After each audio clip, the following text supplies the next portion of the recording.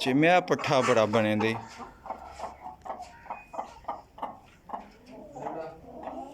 जेह्ड़ा तो मैनू को था ही लगदा यारे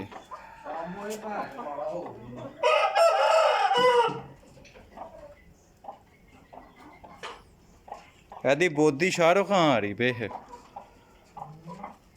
एदी बोधी पे शाहरुख खान आ रही